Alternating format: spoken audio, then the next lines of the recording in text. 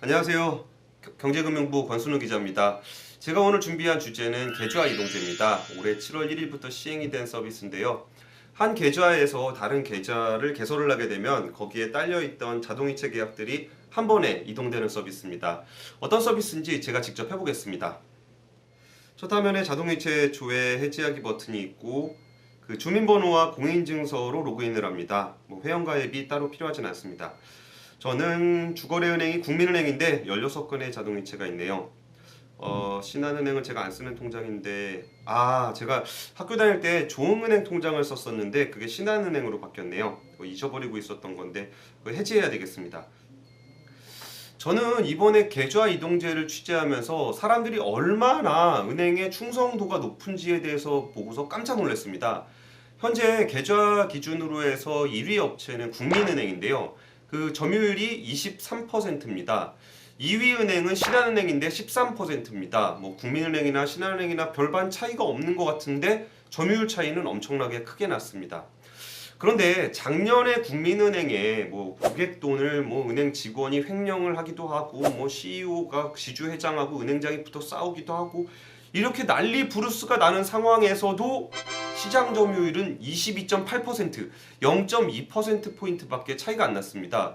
생각해보면 예전에 그 남양유업 사태 때 영업사원 한 명이 갑질을 했다는 이유로 엄청나게 매출이 떨어졌었거든요. 거기에 비하면 은행은 무슨 난리를 쳐도 고객들이 너무나 충성도가 높다는 걸 알 수가 있었습니다. 그리고 그 충성도가 높으니까 은행은 이렇게 딱히 뭘 하지 않아도 영업을 할 수가 있는 거예요. 그래서 보통 이제 낙하산을 보낼 때 은행으로 많이 보내는 이유가 요새 광고 문구도 있죠. 아무것도 하고 있지 않지만 더 적극적으로 아무것도 하고 싶지 않다. 은행으로 낙하산을 가게 되면 적극적으로 아무것도 하지 않아도 고액 연봉을 받을 수 있다는 겁니다. 그런데 계좌 이동제가 시행이 되면 좀 뭐가 많이 변할까요? 그 영국의 사례를 보면은 2013년도에 계좌 이동제가 도입된 이후에 1년 반 만에 무려 175만 개 계좌가 이동했다고 합니다. 그리고 중소형 증권사들이 정말 강력하게 프로모션을 걸고 있는데요.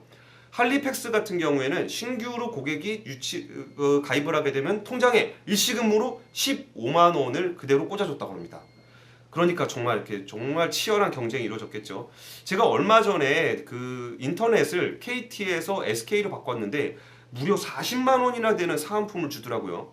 이런 현상을 이제 은행권에서도 볼 수 있게 되지 않을까라는 생각이 들었습니다. 올해부터는 그 비대면 거래, 그 은행을 굳이 방문하지 않아도 통장을 개설할 수 있는 비대면 실명 확인 제도가 도입이 됩니다. 그리고 그 몸집이 무거워서 다른 서비스 변화를 주기 힘든 은행과 달리 트렌드에 좀 더 빠르게 적응할 수 있는 인터넷 은행 인가도 올해 말에 납니다.